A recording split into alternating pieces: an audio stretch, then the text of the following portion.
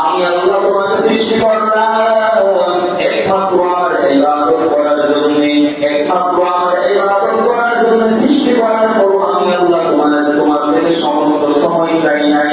আমি আল্লাহ তাআলা মাত্র আধা ঘন্টা 10টা 20টা মিনিট আমি দিয়েছি।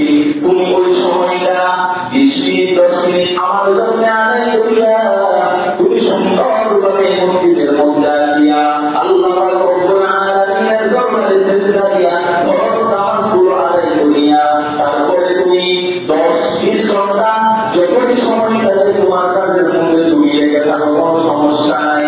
আল্লাহ তাআলা বলেছেন আমাদেরকে ইবাদতের জন্য সৃষ্টি, কিন্তু সৃষ্টি ইবাদতের জন্য করার পর আল্লাহ তাআলা আমাদেরকে 10-20 মিনিট সময় দিয়ে আরো আমাদের জন্য দিয়ে দিয়েছে।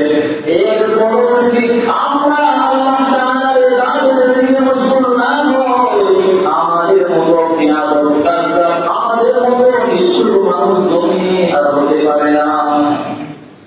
হ্যাঁ, আচ্ছা বলেন তো, আমাদের এখানে নামাজ দুপুরের সময় কয়টাই হবে? আনন্দই কত? একটা 15, একটা 15 থেকে একটা তৈরি 15 মিনিট। আচ্ছা, নামাজ পড়তে লাগে তৈরি একদম ধরে 10 মিনিট। তাহলে আপনারা একটা 15 ঘন্টা সাথে আসেন, আমি আসতে দিয়ে পরিষ্কার হয়ে আসেন, আস্তে আস্তে আর 10 মিনিট লাগে। তাহলে নামাজের 5 মিনিট আগে তো মসজিদে ঢুকেন।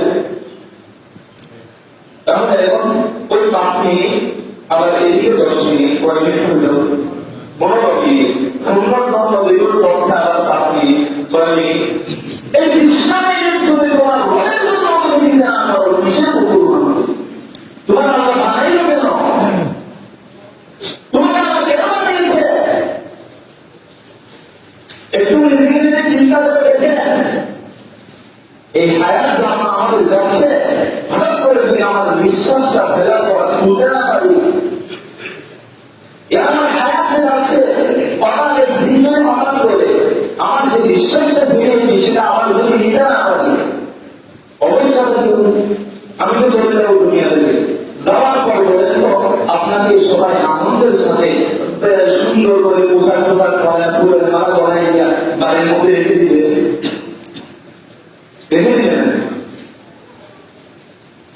কত দ্রুত কাপড়ের পেছাড়া ওই গভীর মধ্যের মধ্যে অন্ধকারে ঢুকে দিয়া চলে আসবে, কি খবর করবে না, কিসের দুনিয়ার চিন্তা করবে?